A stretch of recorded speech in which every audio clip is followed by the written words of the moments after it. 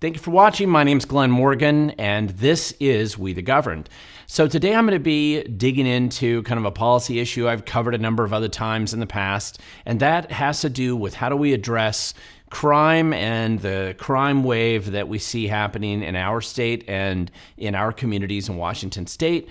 And there are a number of issues. This thing tends to get all clouded up, but the main issue I wanted to address today is just, can we arrest our way out of this crime wave?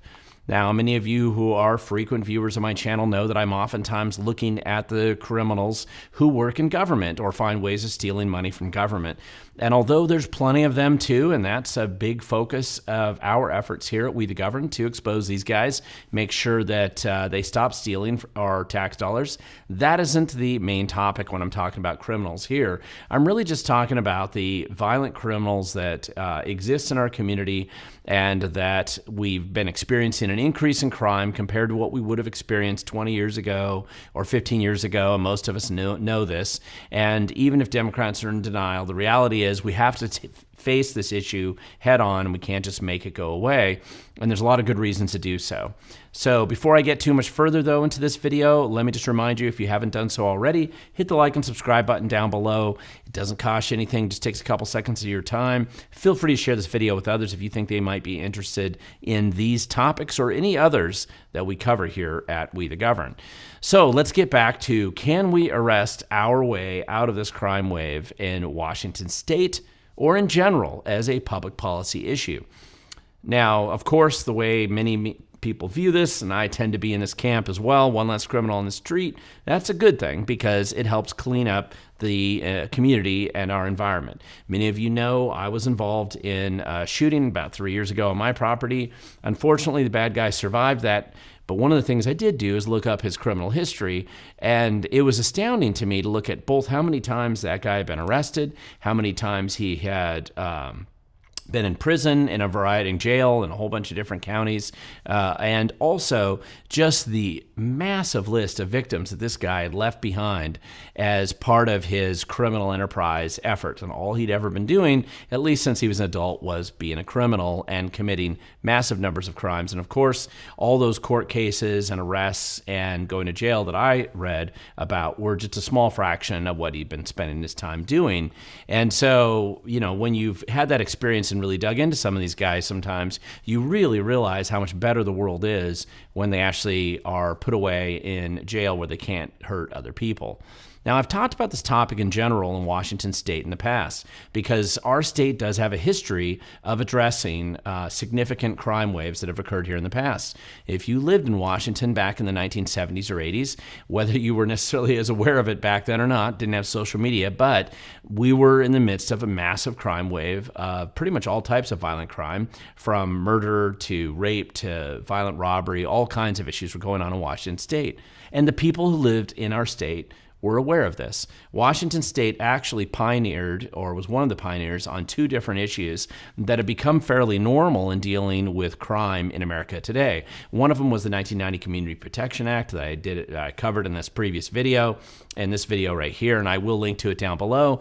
And that was basically the requirement that sex predators have to be registered and documented. The community has to be warned that they're out there. This also ultimately set up the McNeil Island facility as a long-term commitment facility for sex offenders almost certain to reoffend.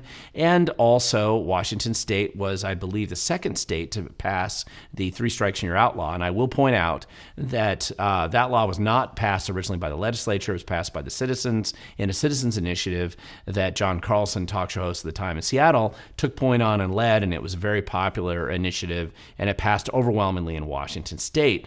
And this was also a big platform for the Republicans at the time when they took over the Washington state legislature in 1994.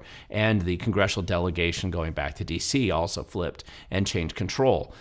Crime wasn't the only issue, but it was one of the big issues that we were dealing with in our state, and it was a national issue at the time if you go back and you look. So move ahead 30 years, we're back in the same situation, and once again, the Democrats seem to demonstrate that they love violent criminals a lot more than the citizens who live here in Washington state. But let's get into some of the specifics when we're talking about crime and public policy, because I think it's important to kind of dig into this stuff. And one of the things to remember is there is a distinct partisan divide in how each side of this political fight, how they look at these policies. And I think it's important to look at this. I'm going to go through both sides here first, and then I'll go into what I think are the optimal public policy solutions, or at least as it relates to the core topic of whether you can arrest your way out of a crime wave. But if you are on the leftist or the Democrat side, and I'm not sure there's many Democrats left, they may be more socialists now than Democrats, but whatever they want to call themselves, that side of the political perspective in Washington state and America generally, they believe there's too many people in prison and jail, period.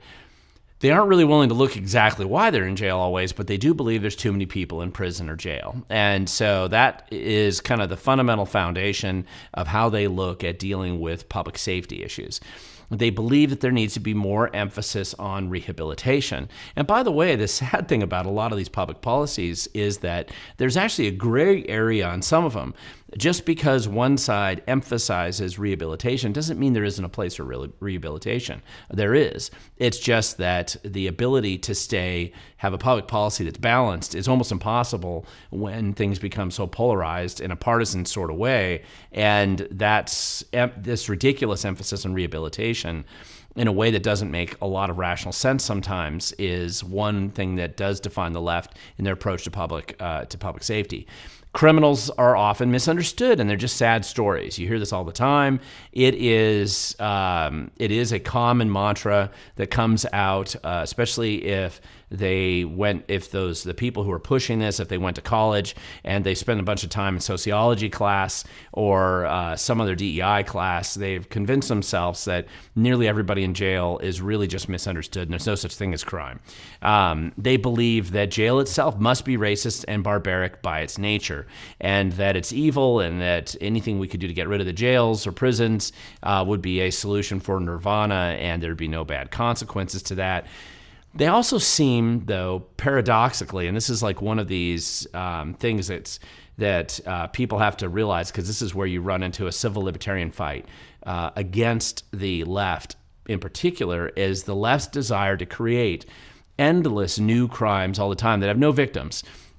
Things like digging a ditch too deep, running over a pocket gopher hole on your property. They want to put you in prison for life for things like that. Having a protest that they don't like, put you in prison for life. This is one of the things that finding excuses to put people in prison is kind of the other side of the leftist perspective on how they deal with public policy, and it's kind of odd, but you see this constantly. So they're happy to create these new victimless crime categories that you go to prison forever or you get fined massive, debilitating amounts of money, while at the same time claiming that all the murderers and rapists and child molesters in jail just misunderstood and we should put them right back out on the streets. They absolutely do prefer prison time for political enemies. And this is why you saw a weird disconnect with the J6 sort of protests in D.C., where hundreds of people were harassed and threatened and arrested for committing no violence, doing nothing but walk into a building and walk out. That is all they did. As you know, we've done stories on this before, but the point is this desire on the left to put those people in prison for life and have maximum punishment on them at the exact same point in time when those same lefty people will tell you that murderers just should get back out and child molesters are just misunderstood. It's kind of an unusual characteristic that exists there. And then, of course, the one thing that does seem to define how Democrats have approached this whole public safety issue is they have no concern, for the most part, of any victims of crime. Those are the lowest priority for them in the community. They only care about the criminals, making sure that they get them out of jail as quick as possible, making sure they put them back out on the street, and making sure that they're not misunderstood and that their sad stories are reported for everybody.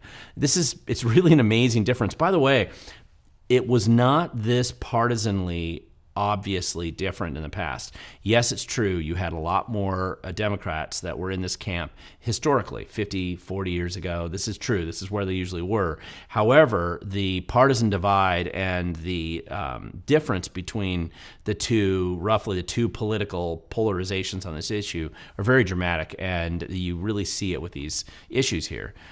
So now let's look at this from more of a conservative perspective. And I think it's worth looking at it again. One of the conservative platforms tends to be a focus on incapacitation. 3 strikes and you're out. If the criminal's in jail, they can't commit more crimes. Let's get them off the streets. Let's put them in jail. Minimum sentencing laws that came out of the 1990s. Truth in sentencing laws, which really started, I believe, back in the 1980s. This idea that you couldn't have these weak judges that would just release criminals early. That criminals, when they commit the crimes and they're convicted, they actually need to go to jail and they need to stay there.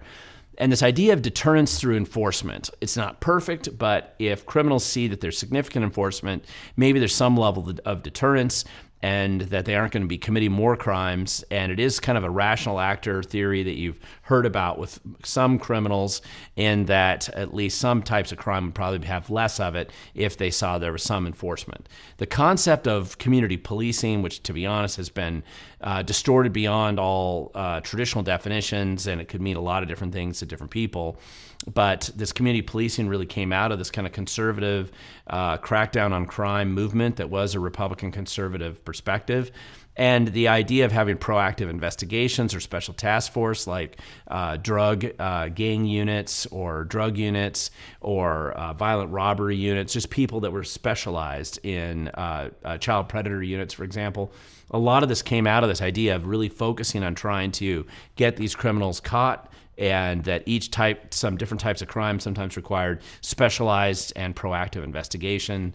This idea that if you do the crime, then you do the time. Race is irrelevant. It's not some kind of a DEI numbers game calculation of percentage of population. It simply is, did you commit the crime? You go to jail and do the time. Victims' rights is also a big part of this and has been for a long time. And this concept that there's stricter punishments for some types of crime, that maybe some of these crimes needed more time in jail than they were getting typically at the time. And also, and this is absolutely unique to the conservative side of things, because conservatives believe in property rights, and for the most part, the left doesn't believe in that.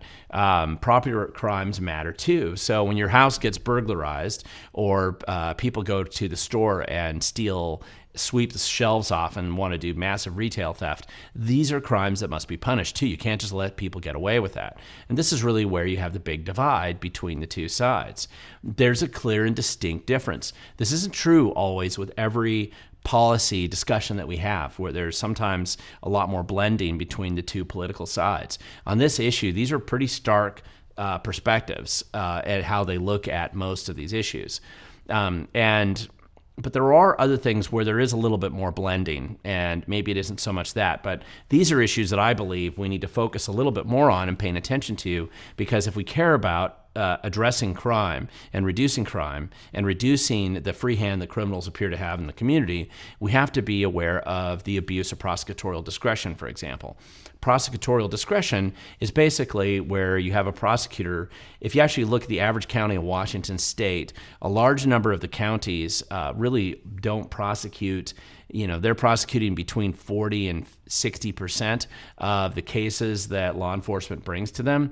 Mainly, it's a caseload. They get burdened down with cases. They do plea bargain the majority of cases, but generally, there's a good percentage of those crimes that the police believe that they document and provide to the prosecutor, and they have to make a decision whether they're going to prosecute or not. And so they have what's called prosecutorial discretion. They can decide, well, maybe I'm not going to go down that road. I've got other cases that are more important. However, this is very easy to be abused, and we've seen this in other cities. You're going to see it in Seattle. We recently just elected a pro-crime attorney in Seattle, and she replaced a anti-crime, somebody who actually want to put criminals in jail, and Davidson is going to be gone. And so this new pro-crime attorney is going to be one of these people who's likely to abuse prosecutorial discretion. She may imprison political enemies, but she's certainly not going to do anything significant to stop violent criminals in the city.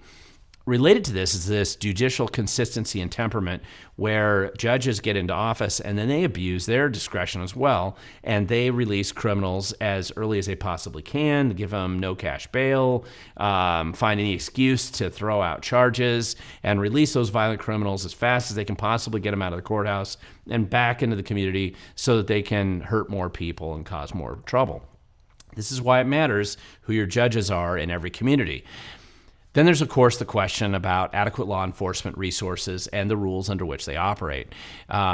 We care about civil rights. I'll address that here secondly, a little bit. But generally, the people who support police's ability to go after violent criminals, which tends to be a conservative movement right now, and then those who support the criminals more than the police, which tends to be more on the left side of the political perspective.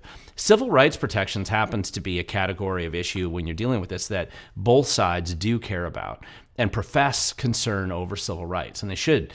Our Constitution provides all kinds of protections that are easy to erode if we are not vigilant and pay attention to it. Illegal search and seizure, illegal surveillance, due process under the law, all kinds of different things. You're innocent until proven guilty. There's all kinds of good things that I think have been built up as civil rights protections in criminal law in America. And both sides care about this, and that's why this is an issue where there's some debate here where we can go back and forth and determine. I'm more on the civil libertarian side of things, so I'm generally going to be arguing for more civil protections, but I also want to make sure that if the police do the right thing and they catch a bad guy and they've documented it and they haven't violated his rights, that he does go to prison. Civil asset forfeiture, this is something that is also one where you do have a crossover between left and right. Civil asset forfeiture is something I've testified on the legislature before. I believe it's abused. I believe law enforcement abuses it regularly. I believe that it needs to be constrained substantially over how it's been used, and we see cases of this, examples of it all the time. It's one of those rare, and this is an area where I disagree with Trump on. Trump is very much in favor of civil asset forfeiture. I'm opposed to it. But it is one of those things where you can find some common ground to make some reform if you have the perspective that I do on it and that it needs to be reformed a bit. Then, of course, you also have the restitution to victims. This is something that's I don't think it's discussed enough, and that has to do with people are victims of crimes, and these criminals basically get away with destroying lives all around them, and rarely is there any significant restitution to victims given at all. And it is something to just be aware of and just keep in mind as we dig into solutions to public safety. Now, a lot of you know, and it's probably you're aware of this fact, but despite growing up in Washington State, I actually went to Columbia University, all the way across the country. Now, when I went there, crime in New York City was horrific. It was under the Dinkins administration. My sophomore year, there were 2,200 people murdered in the city, not far from my dorm room, when you really look at where Columbia is located, right in Manhattan. It was a terrible crime time to be there, and while I was there, I took a sociology class. And it was really a class offered to Barnard students, but it was part of Columbia University. So it was mostly girl students from Barnard College, and just myself and a couple of the guys in this class. And one of the things we were talking about a lot, the professor was very much involved in talking about the crime and punishment and public safety and all these other issues and rehabilitation and all this stuff. And one of the things that the professor wanted to do was to have a debate on this topic, which was not common, actually. I found that to be an uncommon situation, but I liked debate. So I volunteered to defend the death penalty and stricter punishment for criminals, like putting people away. I don't remember talking about 3 strikes and you're out laws because I don't believe they weren't common yet in America, so that probably wasn't part of the discussion. But I was interested in dealing with how do you, or arguing the pro-enforcement side of violent crime, and especially with what I was seeing all around me in New York City at the time. So this was going on, and I volunteered to do this. And this is what introduced me, because the people I was going to debate with, the girls I was going to debate against, all they had to do is use the books that the teacher was already given, because she was providing them as mandatory reading in the class, all the books that supported why criminals are just misunderstood and they just need, pottery classes, and they'll be fine when they come out of prison. I had to do my own research, and this is how I discovered James Q. Wilson. These are just a few of his books. If you don't know who he is, he's the guy who came up with was widely credited with the whole broken windows theory. Massive, the books that he wrote back then, and he started in the 60s, so there's just like a plethora of information and documentation that he had about crime and public policy.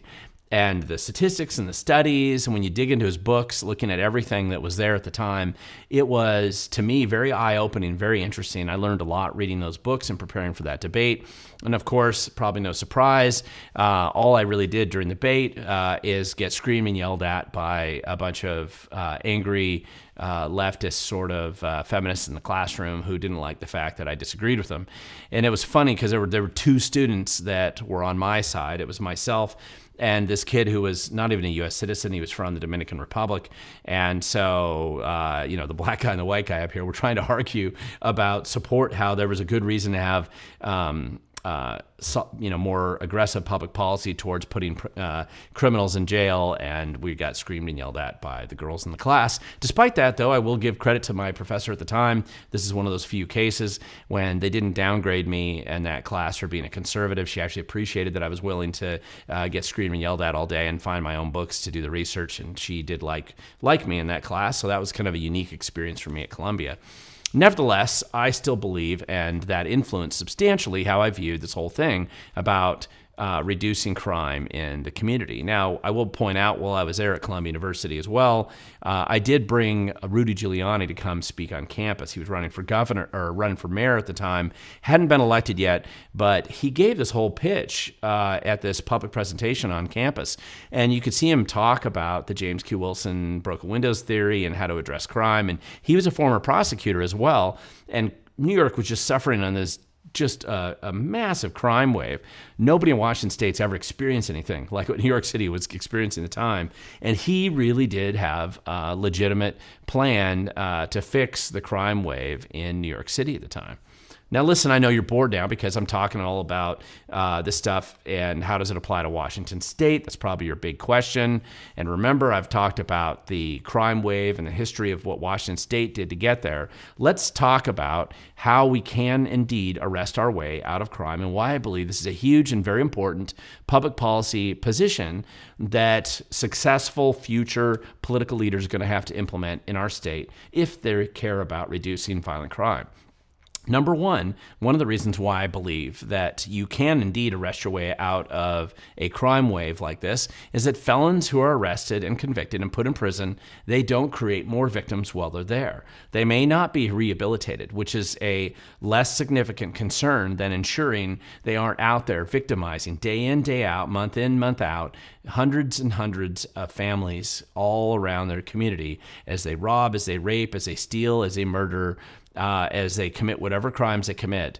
Then when they're in prison, they at least can't do that. And that by itself means to me that you can definitely arrest those guys because, frankly, most crimes, and all studies have shown this, are actually committed by a very, very small percentage of the population. Usually around 2% of the population, most crimes are committed by this very small percentage of the population. And they really commit the vast majority. 80% of the crimes tend to be committed by these 2% of the population. Most studies come down around numbers that are fairly similar to that. And the other thing, and I remember James Q. Wilson pointed this out in many of these studies, violent criminals don't just stop committing other crimes. They say, I'm a murderer, that's all I do. No, of course not. They commit all kinds of crimes. They might get caught for murder finally, but along the way, it doesn't mean they don't shoplift. It doesn't mean that they don't drive drunk. It doesn't mean they don't rape or molest kids or do other terrible things. And so they commit other crimes. And fewer victims in our community absolutely improves the quality of life where we live. If you think about how traumatic, you can think in your own life, the people you know who've been victimized by criminals, there may be a home invasion, or their house was broken into while they were gone, or the car's stolen, or they're assaulted in Seattle, or something happens to them. Think about how that changes that person's life and their whole community and family oftentimes. If you can reduce the number of experiences that people have like that in our community and the number of families that are affected by these crimes, it makes the quality of life for everybody improve significantly and substantially. So it's well worth doing. Finally, you can't do it just with putting people in jail. It does require, of course, a cooperation between the legislature. Like, we can't have what the Democrats always want to do in Washington State, which is release criminals early and find excuses to not prosecute them. You need to find ways of ensuring that we can arrest the bad guys and keep them off the streets. You need judges that are serious about keeping criminals in jail. And if they're just going to keep releasing them early, those judges need to be replaced. In Washington State, we actually can run judges and replace bad judges. Same with prosecutors. Same with supporting the police. The police have to do their job, and we have to support them. And the public needs to be aware that supporting all this ecosystem of the rule of law is an important process to get there. Now, let me give you some examples on why I believe you can arrest your way out of a crime wave. El Salvador, for example, just closed last year with a record low number of homicides after being one of the murder capitals of the world. This is a significant accomplishment. But the question is, how did they get there? And you can go back. Now, listen, if you're a victim of the public school system or you went to Evergreen State College, El Salvador is a country in Central America. In case you don't know, it's near Guatemala and Honduras, kind of tucked between the two of them. It has a population of a little over 6 million or so people, so it's a little smaller than the total population of Washington State, and yet they had a massive, horrible, violent crime going on there. Back in 2015, that year alone, 6,600 people were murdered. 6,656 people were murdered in El Salvador in a population pool less than the state of Washington. That is massive. That is a huge amount of people being murdered there. And you can see from this chart right here that they substantially reduced their murder rate to, just a teeny fraction. 114 were murdered in 2024. I mean, that is incredible. That is a massive change in public safety there. And the question is, how did they do it? One of the things that they did do is they built they called it a terrorism confinement center. That's the English version of the Spanish word. CCOT is just an easy way to reference it for abbreviation. This is an aerial photograph of it right here. It holds about 40,000 prisoners, and they built this very specifically to deal with the fact they had massive gang problems. MS-13 came out of El Salvador. They had all these other gangs. The gangs were committing all kinds of crimes, not just murder, which is reflected in that the stats that I showed you earlier, but also rape and robbery and all kinds of other problems.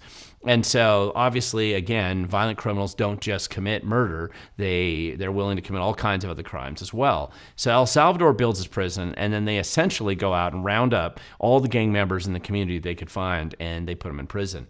Now, I have to tell you, there's multiple conflicting stories as to how many they rounded up. Was it 50,000? Was it 85,000? It's somewhere between those two. 69,000 was a number that was oftentimes kicked out, but when I dug into this, I can't actually tell for sure how many total they actually arrested, but they can't hold more than about 40,000 in that one prison, so presumably some of the others are spread through the prison system elsewhere. But nevertheless, this was a massive, I know when I was reading some of the stories, they arrested 6,000 in one day, for example. So this was a significant effort to arrest the bad guys and get them off the street, and they were successful. Any way you look at it, looking at the crime statistics up here, clearly they made such a significant difference. Now, Nayib Bukele actually is how you pronounce it. Nayib was elected again. He was reelected recently in El Salvador. He was the president who came in 2019, mainly focused on getting that prison done. And you can just see from up here the significant change that they had in reducing the murder rate. And the crime now has dropped to become, theoretically, El Salvador is going to be one of the safest countries you could visit now in Central America, directly as a result of the fact that, yes, you actually can arrest your way out of a crime wave. Now, you can make arguments, perfectly legitimate arguments, that El Salvador would have, certainly under American law, violated the constitutional rights of all those gang members and violent criminals when they put them in jail. Absolutely, you can say that. There's perfectly legitimate reasons to argue that there's other aspects of the rule of law that we take for granted in America that they didn't follow in El Salvador. But when you say that you can't arrest your way out of a crime wave, that is an ignorant statement based on no reality. You can. Now, you don't have to do it the way they did, but it did work for them, and they demonstrated it in a place that, frankly, 20 years ago, 15 years ago, nobody in this world would have really thought that it was realistic to even achieve this, even 10 years ago. And now you look at the significance in the safety of the people who live in El Salvador compared to where they were before. But you don't even have to go there. Look at New York. And I point out this chart here because I think this is important. Dinkins was the Democrat mayor who existed under the highest murder rate ever recorded in New York City, and that was in 1990 and 92. 91 was right behind it, 92. Horrible, terrible murder rates. This is when I was going to college there. 2,200, 2,100 people being murdered every year in New York City with all kinds of other crimes wrapped around that, right? There was all muggings. When I was there, many students that I knew were mugged, of course. Most of them were over a period of time or a victim of crime in some significant way. It's very difficult for me to explain just how bad this really was. And then look at the significant difference when Giuliani came in. This was actually one of the largest drops in violent crime ever recorded in American history in any city ever. And it was directly as a result of policies. Now, again, Giuliani's been criticized and attacked. The left hates this chart right here, by the way. This is a chart they want to hide from you. This is a chart and they don't want you to see at all because it's so clearly demonstrated the bankruptcy of the Dinkins administration could very easily have saved thousands of lives by simply taking law enforcement seriously and community policing seriously and attempted to reduce crime in the city. But instead, they fumbled along with typical Democrat failed policies to deal with crime. And when Giuliani came in, he was serious and he cracked down on it. And this chart really shows that. It's pretty amazing, actually. Now, in this case, he didn't have to do a massive special jail somewhere and round up all the gang members and mob bosses in New York City and send them up there without a court case. This was hard policing, and you can see them knock off the number of murders every single year down to the point where the murder rate dropped back into a level that it had been at in the 1950s and 60s. It's pretty amazing. And also, if you'll notice, the gray chart up there shows population in New York City. And when the crime rate started coming down, no surprise, more people were willing to live in the city as well. And that is actually just an indicator, again, of an improved public safety situation.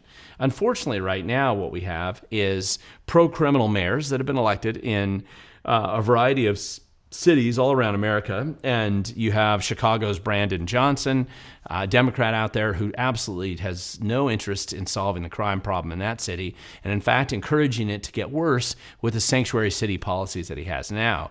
You have two recently elected mayors who have a lot of publicity because they were recently elected. There's New York, Zohran Mamdani, and then you also have Seattle's Katie Wilson near us. These are pro-criminal mayors based on their statements and policy positions in the past. If they're stupid enough to follow through with the policies that they've said they support, then in both cases, those cities will get a lot worse when it comes to crime as they create crime sanctuaries for all the violent criminals to come there because they won't be enforcing the law, and that's exactly what they're selling. Now, they aren't the only ones. There's plenty of others out there. I'm aware of it. You can talk about Boston's mayor. You can talk about some California mayors as well. I'm aware of the problems that we have in the country, but each one of these cities becomes a laboratory, and each one of these cities says we can't arrest our way out of the problem, so we're going to squander vast sums of treasure and resources, proving that all of our other policies are going to fail, and we're just going to have a much higher crime rate than we had before. And also doing, because they don't believe crime is real, or they just think criminals are misunderstood, it's going to create a bad situation in those cities because, unlike what Democrats believe, I believe if there's one less criminal in the street, the world's a better place. So yes, you can arrest your way out of a crime wave if you're willing to do so. And there's a constellation of public policies that go around this. And I think that we need to take this seriously. And for those of us who care about fixing problems in government, even those of us who are more on the civil libertarian side of things, when we look at these issues, taking violent criminals that create lots of victims who destroy the civil rights of everybody around them all the time, removing those people from the equation and putting them in jail is a positive step in the right direction if you care about public safety in the community and you want to leave the community safer than it was before and better off than it was before. You still have to follow the rule of law. You still need to uphold constitutional protections. But you're going to have to be focused on doing this and not playing patty cake with violent criminals. This is just one of those policy issues where there's a distinct difference between Democrats and Republicans, and especially conservative Republicans versus the socialist-leaning Democrats. There's just a chasm in between the two of them on how they want to address this issue. I definitely fall on the conservative side on this issue, and I think you should too. Make sure you advocate for these policies when you're talking to your elected officials, and express your concern about those who believe the crime isn't real or that the criminals are just misunderstood. Because this does matter, and we've been here before. This is a regular cycle that our country's gone through a couple times already in the past. We don't need to go there again. We can address this now and fix this problem before it gets worse. Once again, just like our grandparents did a number of years ago in Washington State, it can be done. We can fix it, and you can make a big difference, as Giuliani and even El Salvador demonstrated in a very short period of time, if you're willing to arrest bad guys and put them in jail.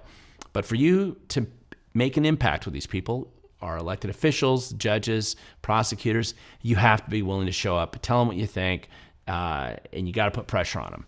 Because, again, if you don't show up, they don't know, and they just only listen then to the lobbyists paid by Soros or whoever that's telling them that putting those criminals back on the street is a better path to go. Because those are the only guys showing up right now, you and I need to show up and tell our side of the story from the victim's perspective, and why we don't want more of these criminals out there, and why we think it's important they be put away. But in order to do this, you have to be willing to show up. You have to be willing to make a difference. Because, as I always say, the future belongs to those who show up.